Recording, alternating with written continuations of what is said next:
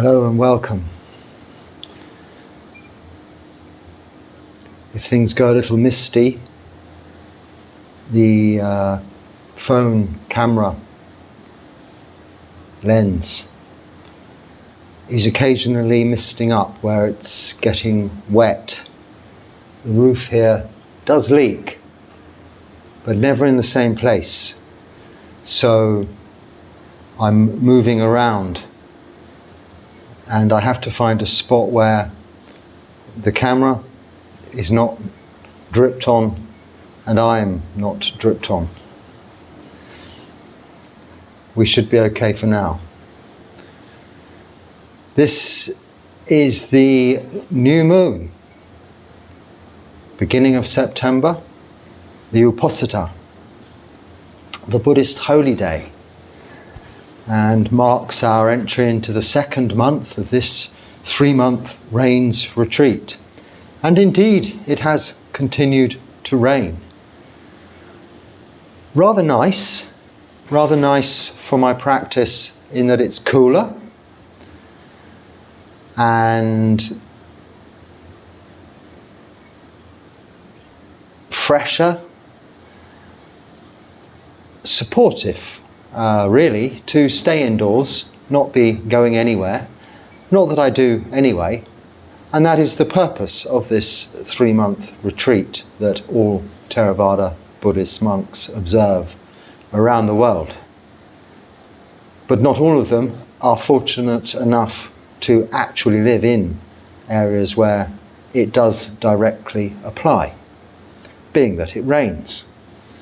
I remember arriving here after the rains retreat last year, which I spent in India, so I think at the end of October last year, and here it was still raining. In fact, the night I arrived, the afternoon it arrived, it was raining heavily, and I was wandering aimlessly hoping to just sleep under a tree or something in this part of the world.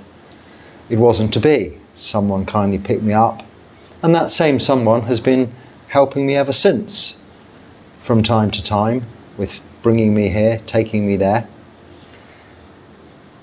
and become my first-hand assistant, my kapya, if you like, my go-to man. Speaks a little English, but knows the area very well, having been here and been driving his tuk-tuk for something like 30 years.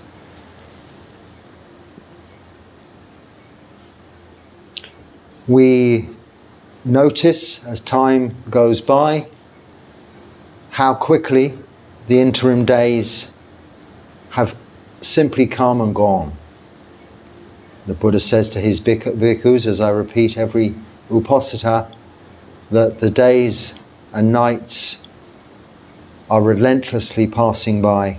How well are you spending your time? How do we measure our practice, our success, or our attainments, or how close we are getting to our goals within this practice? I think that's one of the questions I'm coming to. As we're there now on that topic, we can address it immediately. And the first way is to just reflect upon your actions, that is of body, speech and mind, the way you are behaving now, as compared to how you would have behaved in a similar situation, whether it be good or bad, enjoyable or not, prior to you beginning taking upon this practice of sila, keeping moral precepts, of samadhi, practicing meditation, and panya, wisdom, developing wholesome mind states, trying to reduce the unwholesome mind states. That aspect of it, the establishment of panya, wisdom, is our real goal, is the wrong word, but the direction we're looking in by following the path, so called the Noble Eightfold Path, because it is leading us in a certain direction. A direction of a purified mind, more harder to describe, but perhaps summed up in the English language as a purified heart and mind, as in the imaginary sense of the word heart, not the physical beating organ, the heart mind. In Pali we have a word for this, the citta. This is the mind, the forerunner of all things, as is the first verse of the Dhammapada. But sometimes we will perform actions, especially of speech, in the context of the Noble Eightfold Path, trying to stay within the parameters of right speech, seemingly involuntarily. Something may come out, we may say, that we perhaps, on thinking about it in hindsight, wish we hadn't, or would have put another way, or even in a different tone. And the development of mindfulness, right mindfulness of the Noble Eightfold Path, is to bring our conscious awareness and our attention continuously to all of our actions of body, speech and mind, with a heightened sense of awareness, focus on good, on speaking kindly at the appropriate time, truthfully, in regards to speech, but of all actions of body, speech and mind, within the scope or the parameters, not restrictions, but of the 5 precepts. As lay Buddhists, just the 5 precepts, without killing, stealing, sexual misconduct, lying, or the taking of intoxicants, it is enough to begin to purify that heart, purify that mind, develop more wholesome mind states, eradicating the unwholesome mind states. And those are known as the, in Pali, kilesas, or the defilements, it's translated to in English, of greed, which can take many forms. Simply greed, craving, thirst, hunger, or lust, and a lot of attachment to that you want, you desire. Then hatred, aversion of what you have that you don't want, a circumstance, a situation, a condition. Maybe it's within your body, even your mind, with emotions of sadness, depression. You wish to go away. Again, the aversion, the disliking of having something you don't like, you perceive to be against what you choose, is with a lot of attachment. And then finally, delusion is not understanding, not purely ignorance, but not knowing what to do with the information you have. So you may have read all about Buddhism in a book. You may understand intellectually the suttas.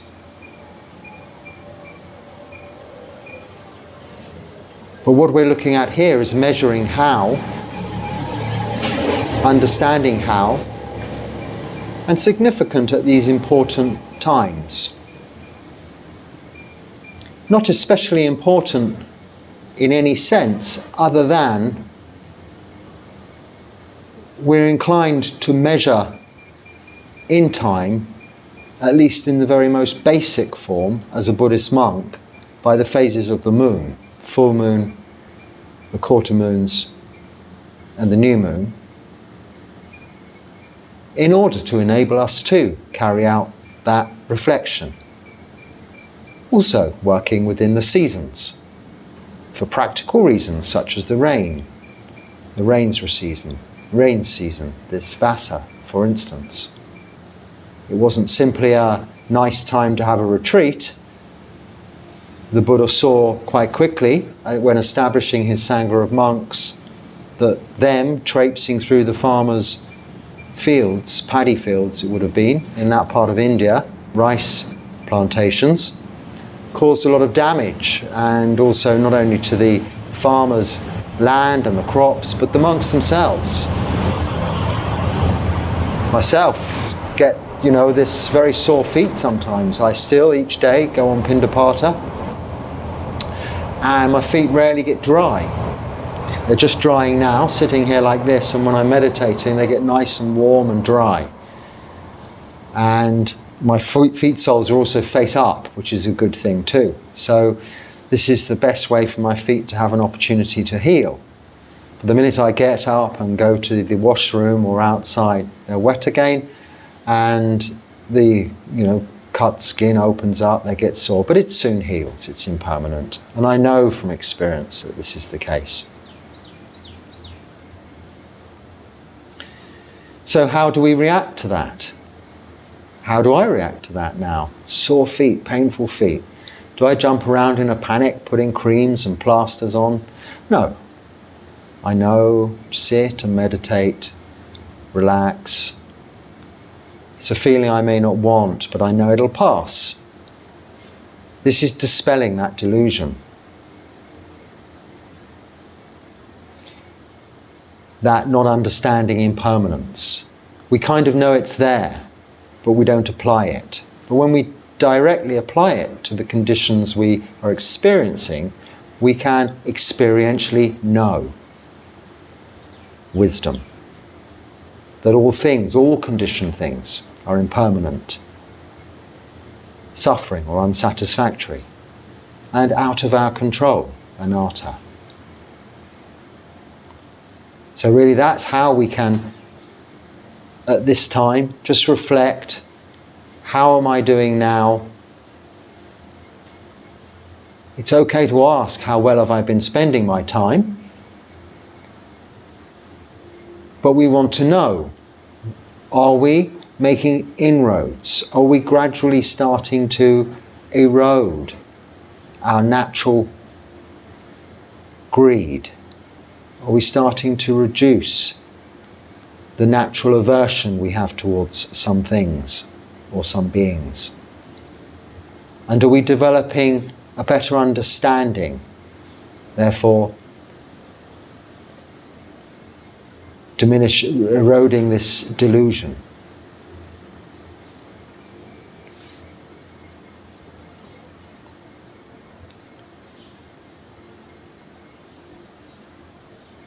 There is only one way, and it is through the practice. Keeping 5 precepts, all 5 precepts, without exception. Practicing meditation. Not for really just 10 or 15 minutes once a week. No, that's better than nothing. But if you're really truly looking to erode greed, hatred and delusion, so get to the underlying cause of your suffering, then you have to practice. So the first way to determine that is to know your suffering and not think otherwise, because that is delusion. You may have a wonderful life, being able to do what you want, whenever you want, and have what you want, whenever you want. Go where you want. Be with who you want. There's very few people actually have what they would consider the perfect existence. And perhaps if they consider it the perfect existence, that is coming from a root of delusion, if not actually what we call so delusion in the Pali. So greed is lobha, Greed, hatred, delusion. Greed is lobha, hatred is dosa, delusion is moha. But ignorance is avijja. And I think it's actually only the very ignorant or people with a lot of avijja whom would consider they have the perfect existence. And there's one way to establish that very quickly, is if you are to sit still without moving, with your eyes closed, for any length of time, and be 100% content with that, no matter what's going on around you, then you have the perfect life. You've attained to contentment within, therefore equanimity, that nothing else will disturb whatever occurs around you. But everyone, even sitting watching their favourite movie, you'll see, will fidget around, want to get a snack, want to drink this, want to drink that.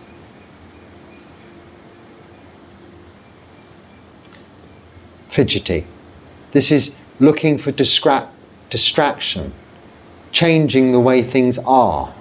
Now, being content, being perfectly satisfied, perfectly happy, having the perfect existence, is not having that desire or requirement for those actions. Being able to stop creating karma. We understand this word of karma as meaning actions. All actions of body, speech and mind, good or bad, are karma. And vipaka is the results of those actions. And we can create all sorts of good karma by performing meritorious activities, visiting temples, offering dana to monks, offering generosity, your service and things that you can offer to all beings that you can help in any way you can. And this is creating good karma. As long as it is at that point of intention to just help and to gain nothing from it, that is just positive karma. If there is any attachment to the clinging, to the belief, to the understanding, or wrong understanding, I should say, so moha, delusion, deluded understanding, that gets you something, gets you somewhere, then it's for the wrong intention. And for as much good karma those actions are doing, it is generating neutral or even negative karma. But even taking away the labels of karma, it is building attachment. In this case, to what we call and refer to as rites and rituals. Going each day to collect flowers to offer to a shrine. And if I don't do that, all hell's going to break loose. Lighting so many candles on a certain occasion.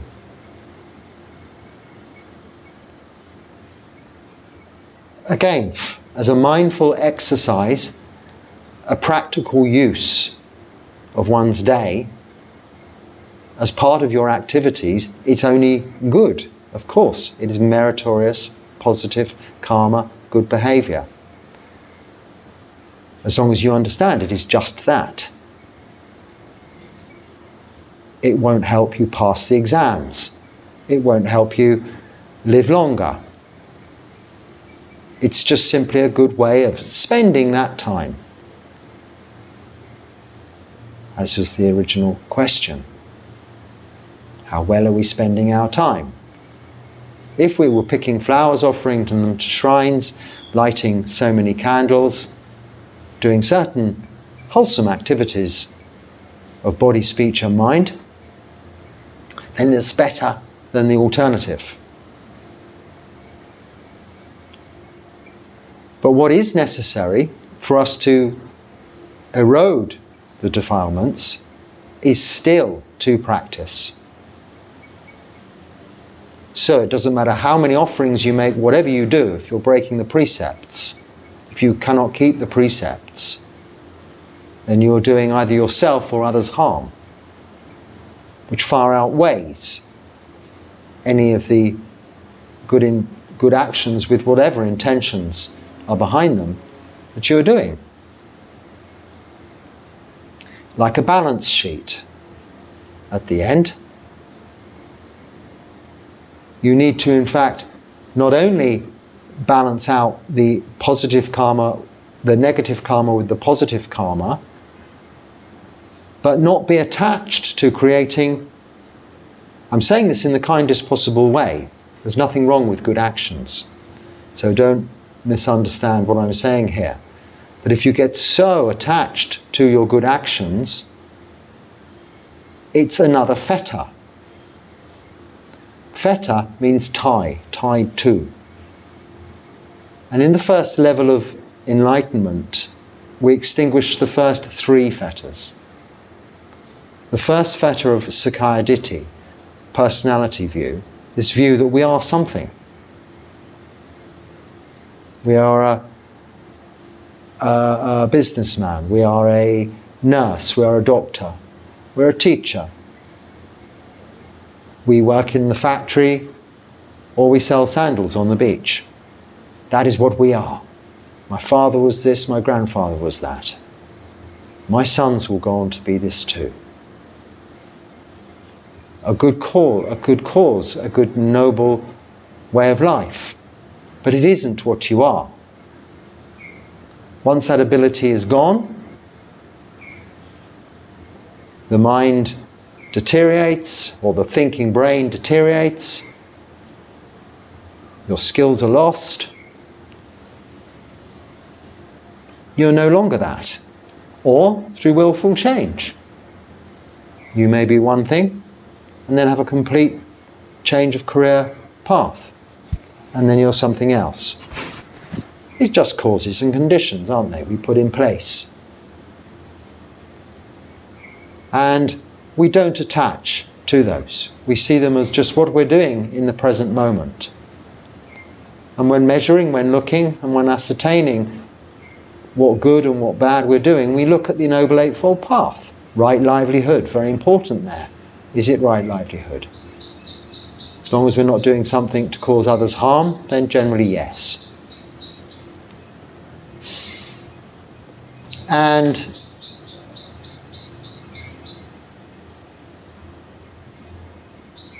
when reviewing, when reflecting upon our current to how it was, we don't have to go very far in our practice to see if there's a change. But we won't notice a change daily. If you look in the mirror each and every day, you'll see very little change. But when you look at a photograph of some years back, you'll see you have changed. And much like that, the practice is a slow progression also.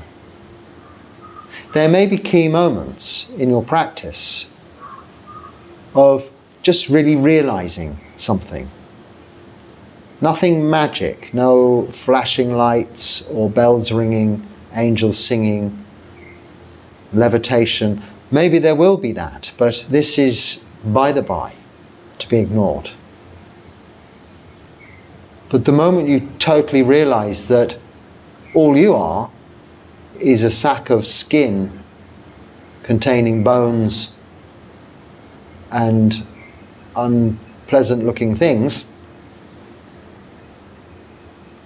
with a thinking brain on board to sort of pull it all together, basically a tube. You have to put food in one end for it to come out the other. A brain attached to drive this tube around to get more food, thus fulfilling this cycle of life. Not so much different to an earthworm, or even a less sophisticated creature that is simply a tube, perhaps without much of a thinking brain attached. But as we have evolved, we've developed at the end of this tube this thinking brain with eyes and nose and ears and taste, feelings, tactile feelings, and this thinking capacity to assist with hunting, to assist finding what we like and not having what we don't like. And we call this advancement, evolution, development, or even in some cases God created. But what is that? Desire. But when we have this realization that we're simply this tube that's got to be continually fed, in my case fortunately by others for many years now, so what makes up this tube, all these cells, have been sustained by many people over many years, just giving a little each and every day. And that's the very basic nature of this organic life. It's not very advanced, is it? So however intellectual one thinks one is, and however much one believes, oh well, I've got a better way, I read this and that, I've heard this documentary about what happens in meditation, psychosis occurs, this occurs, that occurs. If we read too much, we explore in too much detail words outside those of the Buddha, the word of the Buddha in the suttas, the core teachings I refer to, the Four Noble Truths, the Noble Eightfold Path of the Buddha, then we go down these wormholes of conspiracy theories and to some extent fuel a desire for more information, more answers, having sparked the interest, the concern in the first place. But you're going to get old, you're going to get sick, you're going to die. That is the truth. And however many conspiracy theories you think you know the answer to, this will not help. You still will get old, you will get sick, you will die. That is what we need to let go of, Sakkaya Ditthi, personality view. Understanding, you're just this body here. Well, that sounds a bit miserable, doesn't it? But it's not. It's a wonderful and great opportunity to really enjoy and be happy. Find contentment, peace, tranquility, calm in that mind that we have evolved to develop at the end of this tube. By seeing that some of the things we want are just that, not what we need. And identifying that what we need is quite simplistic in itself and can satisfy that tube very easily, without conflict, without competition, without really having to work very hard at all, but to simply sit and observe and see. Unfortunately, the Buddha, through his experience, shared with us how we do that. Someone asked me to explain Anapana. Well, Anapana is just breathing, but the Buddha teaches us Anapanasati, mindfulness of breathing, as a way to meditate. So more specifically, using breathing, part of the functions of this tube, to bring in oxygen into the body, to help burn up, well, I don't know exactly how it works, the food we consume, to convert it into more energy and life and fuel. But by the simply sitting and observation of this, we can slowly allow our mind to settle and become calm. as it begins to be able to focus on just one thing in the present moment. And the breath, anapanasati, this popular form of meditation, is so because it is bringing your conscious awareness into the present moment, here and now.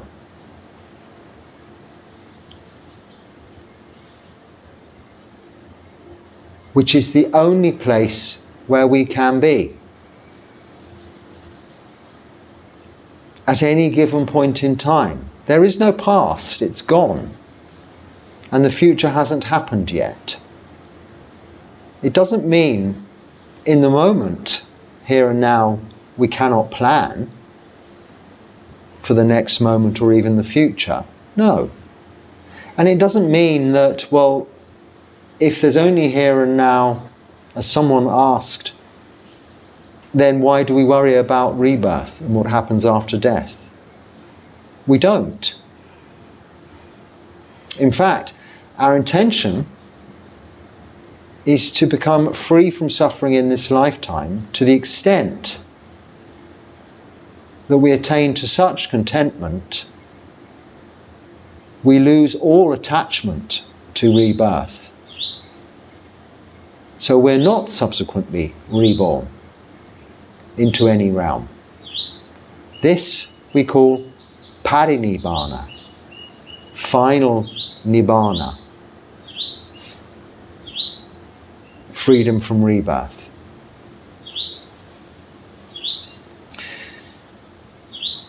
Firstly,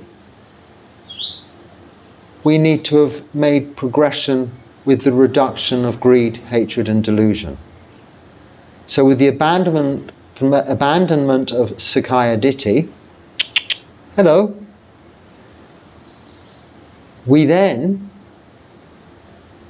have to have an absolute conviction, understanding, firstly knowledge of, but then application of the Four Noble Truths, which contains the Noble Eightfold Path. Knowing there is suffering. If we think there isn't suffering in our own existence, our own life, then we need to go back to the drawing board. Just sit still for a few minutes and see how long you can sit still for. The minute you've got the inclination to move, there is some suffering there. Otherwise you could just stay still.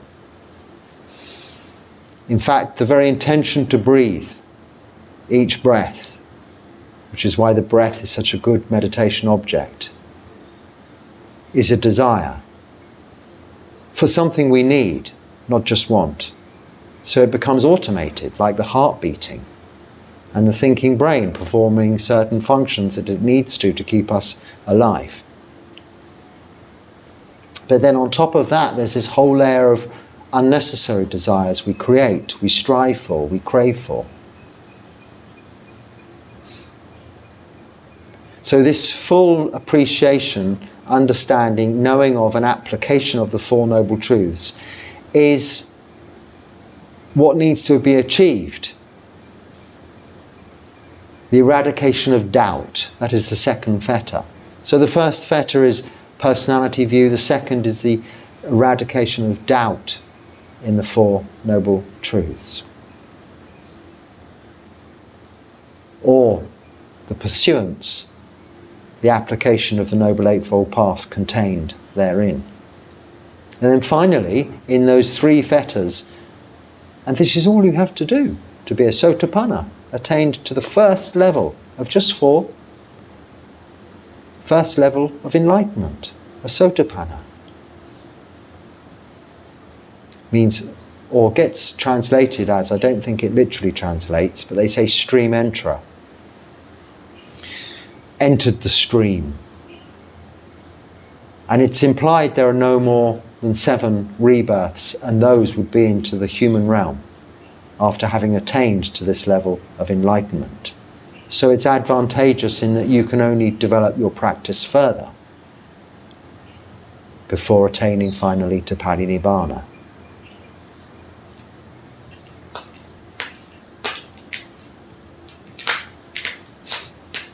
Then third is these rites, these rituals.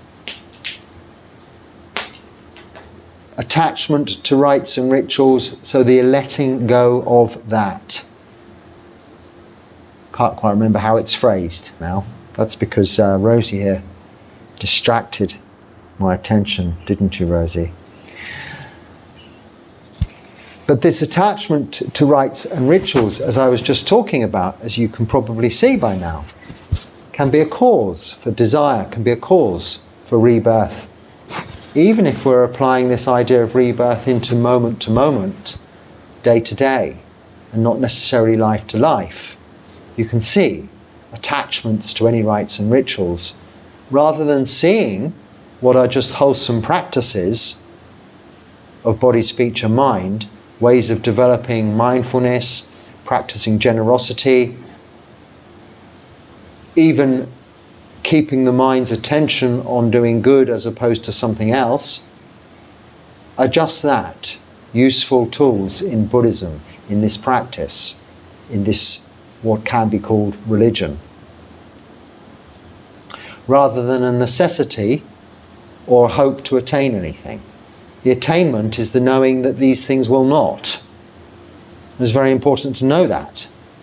The first level of enlightenment requires you to know that all of these activities are just that, activities. And abandonment of wrong view of those activities is necessary for the first level of enlightenment. At first may seem a paradox, but think about it. This is why we reflect on this supposita. How well have I been spending my time? Doing puja just for puja's sake? Or because it's a discipline to get up early in the morning, in my case, to sit, to light the candles, the incense, the chanting. I don't have to do that. But it's also the opportunity to reflect on the qualities of the Buddha, on the Dharma, the Sangha, and practice one of the core chants, which are also key and important teachings of the Buddha. Ways of behaving, the ways we should act, and reflecting at that time on how we've been behaving over the past 24 hours. So a discipline, not a prayer, not a form of worship, not a request of any other, but a reflection on one's own activities. And when sharing that with others, as I'm so fortunate enough to be able to do these days via this medium, you're sharing the opportunity for others to partake in that, which can be called meritorious behaviour, but meritorious behaviour without attachment, with purpose, actual purpose, doing good.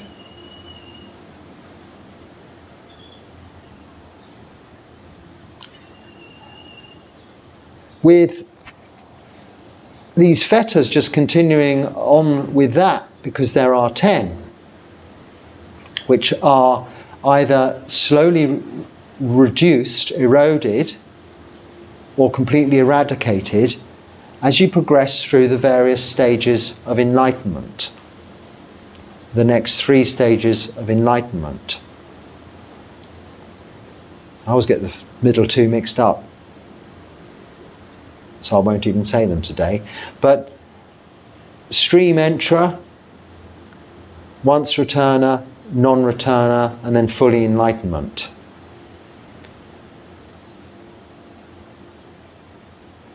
We start to erode with the middle 2, basically greed and hatred. So wanting and not wanting, liking and not liking.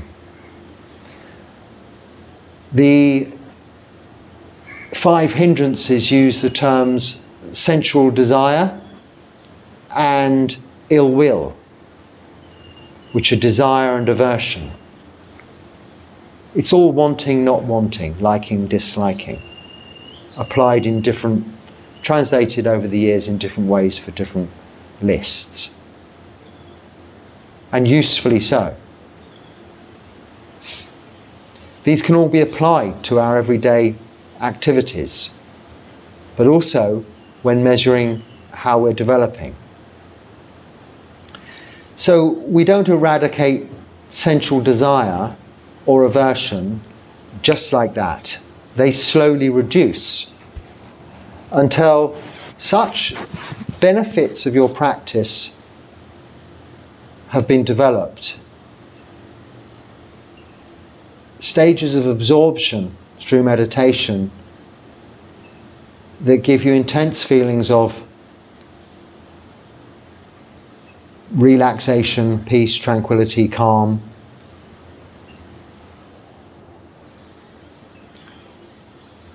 Without the craving for more,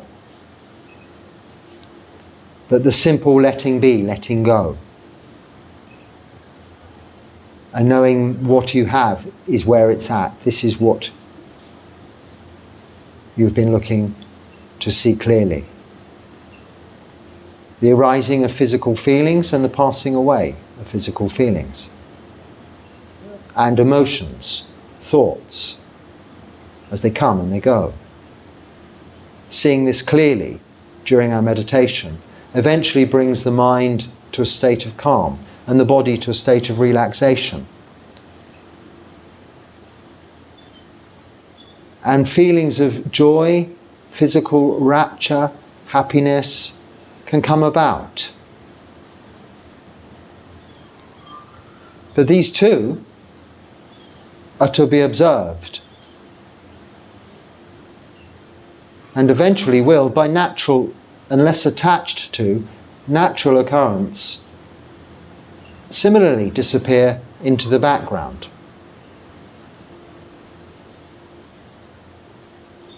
Then, with greed and ill will beginning to erode, and a lot of flies coming in here, you see. This is aversion. These flies aren't nice because they buzz in your ears.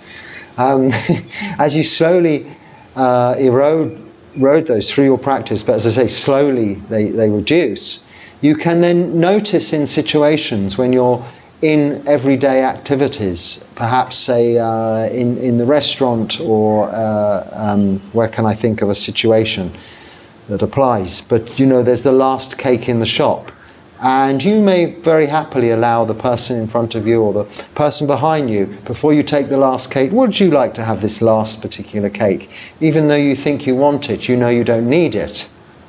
Are you able to let go of that? This will slowly, it won't happen overnight, it slowly reduces. And then finally, in the remaining fetters, I've lost all count of them now, but the remaining fetters are conceit, which I spoke of the other day, which is either thinking you're better than others, the same as others, or not as good as others.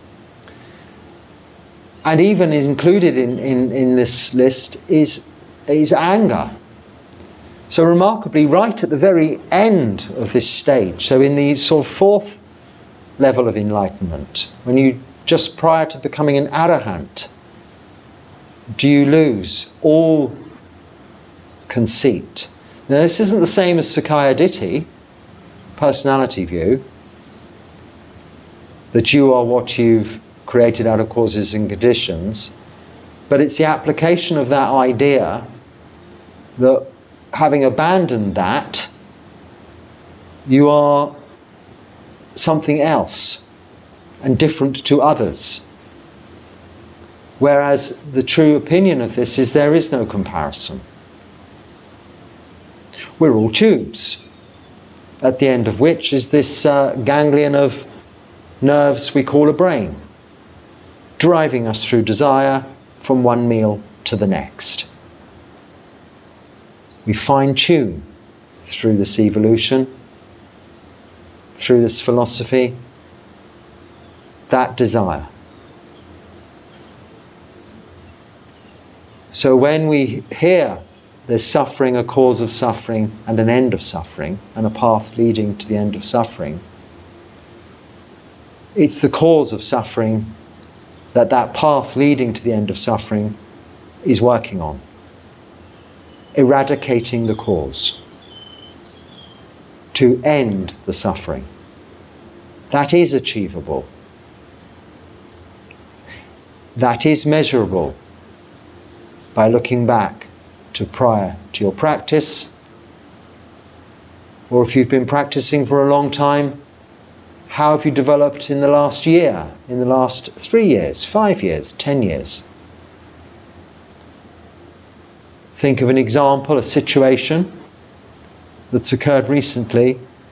How did you react? When you're enlightened, it will be with complete detachment, equanimity, with only metta, karuna, mudita. So that is, you'll still have loving kindness for all beings and yourself. You'll still have compassion. In fact, you'll be only metta, loving kindness. You'll be only compassion. You'll be only mudita, joy for others. And you'll be only upekkha, equanimity. Having eradicated all of those other fetters of personality view, of doubt, of rites and rituals, of greed, of hatred, of conceit, of anger. There's a couple missing there somewhere. Dropped the ball a little bit. But as you know, I don't plan these talks. I had no intention of talking about this today. I was going to answer more of your comments and questions. But I have included within what I've been saying some of those. I mean, it's lovely. Some of you will write this, you've read this essay or that book, or you've seen this documentary, or you've heard this said, or you've heard that said. And of course, over history since the time of the Buddha, that has been the case through the ages, that all these other versions and things have come as a result. And people form arguments almost against the philosophy of Buddhism, but not the philosophy of Buddhism as in the core teachings of the Buddha, but all that has perhaps grown around it.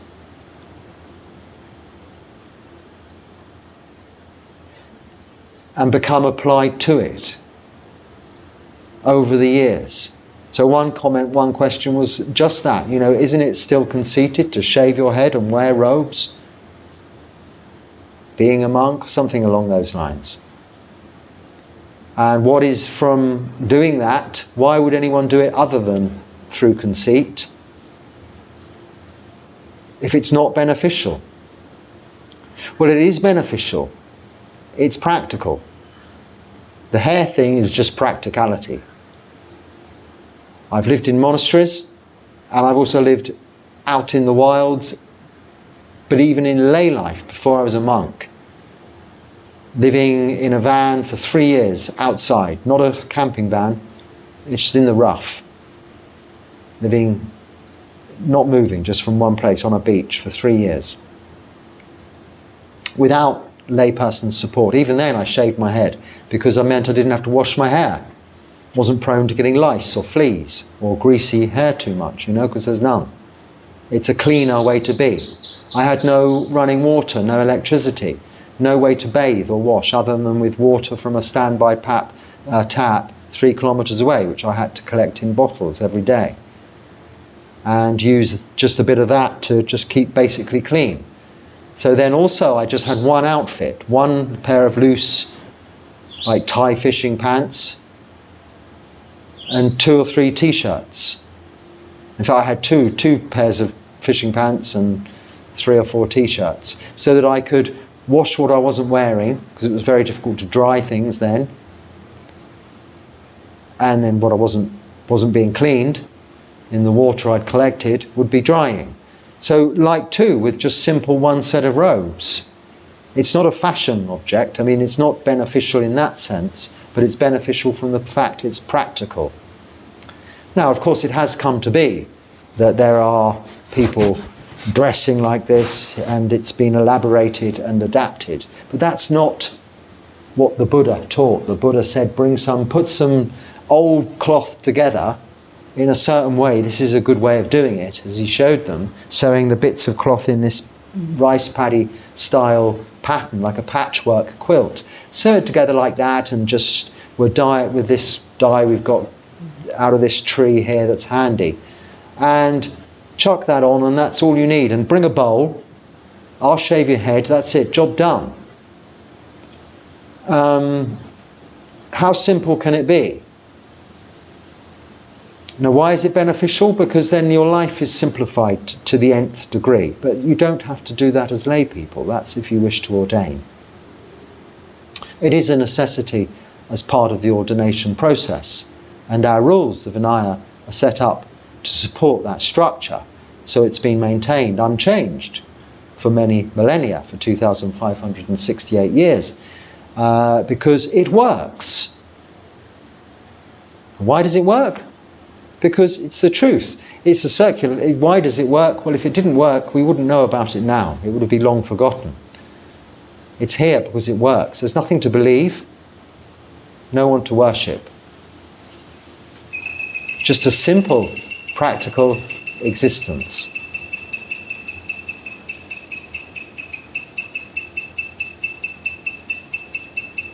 The cat so close to the camera, I think you can probably see her ear, but she somehow doesn't ever knock into it, even though she nearly went for a chipmunk then, because I've got chipmunks darting up and down the palm in front of me.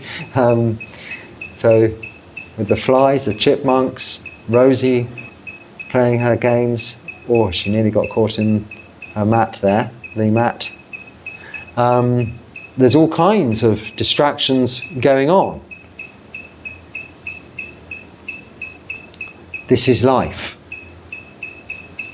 And another comment was such that, well, surely, isn't it better to test, to measure all of these things we think we're developing through our practice in lay life, where you're continuously presented with challenges, such as, bars and pubs and clubs and nightclubs with barely clad people coming in and out all hours of the night, the sensual delights of civilization.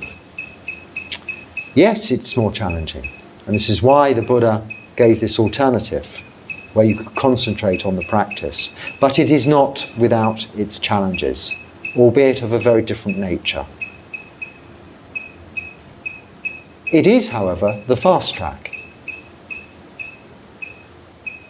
because it's very easy to say you're appreciating these distractions as just that and tests to your practice. But the true test is if you can go away from those completely and not miss them. And then when having attained to some level of enlightenment, as each of us monks have to do every morning, wander through those busy towns and marketplaces again. Okay, we don't go out at night and in the afternoon and things like that, but the mornings can be very busy times also, especially in Buddhist countries in these areas, parts of the world. And not be distracted by all the goings on and things that surround us.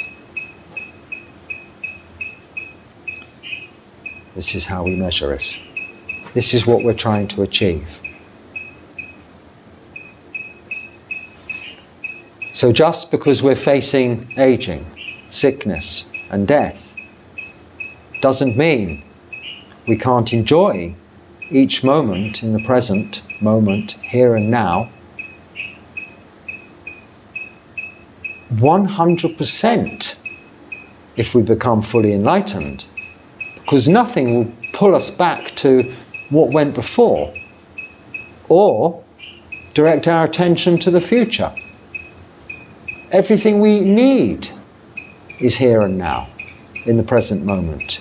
Even that we don't want here and now, in the present moment, like this fly in my eye, is there for such a short time, impermanent, unsatisfactory, but out of my control.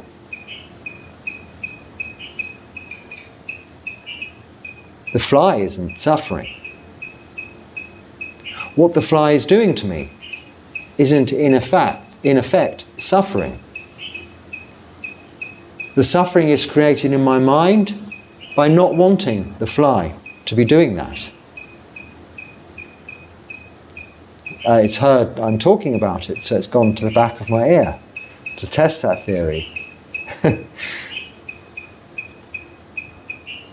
So this is how we practice. This is how we develop and measure our progress. Bhavana, development. We follow the Noble Eightfold Path. It's not the yellow brick road. We're not going anywhere. It's a system. A very simple system to which all kinds of things have been added but cannot be taken away. But in itself is enough to become fully enlightened, free from suffering in this lifetime, and free from rebirth.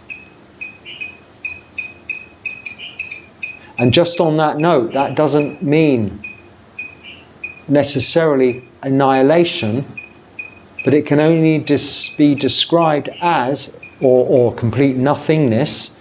It can only be described as what it cannot be. And that is suffering. So the Buddha's description of Nibbana is freedom from suffering. Any form of existence, even in the heavenly realms, is suffering.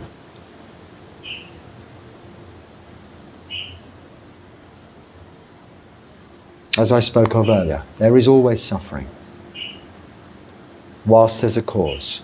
Once you eradicate that cause, there is the end of suffering. And that's done just by following the Noble Eightfold Path. So I think Rosie wants to settle down for our afternoons or late mornings practice. Often she'll sit like this well, she won't move before I do. That's for sure. Another cat, another tube, if you like, because in the last property place where I stayed, it was a different cat. And no doubt if I move on in the future, there'll be another. So we're companions and friends for the moment, but we're not attached. When we see the truth, the reality. I mean, the truth, the reality is she's pretty old, so I don't think she'll live for a very long time, but then I'm pretty old also, so I know I won't. And when the doctor tells you that's it, you've got so long to live. If it's a shock, then you haven't been spending those days so well. Because of course it's an inevitability. So, well, that's the way it is. You get old, you get sick, you die. You may not get old. Some people don't even get sick. But we do die. And, well, how do we know if there's rebirth or not? It doesn't matter. But whatever there is, you will know there's rebirth once you come to understand through the practice, through the development of wisdom, through the eradication of delusion, you'll come to realize there is nothing else, because that's how you came to be here in the first place. through birth. And what led to birth? Something. And that same something is here, which will lead to your next birth. Until you can unravel it, untie the complicated collection of knots, and identify the ends of the string to see the cause of suffering and the end of suffering, which is Nibbana. So on that note, I should shame to move Rosie now, and even myself. We shall leave it at that. Be happy and stay well. Until next time, Sukhi Hotu. What do you think, Rosie? Is it okay if I move? Thank you. Good girl. There's a good girl.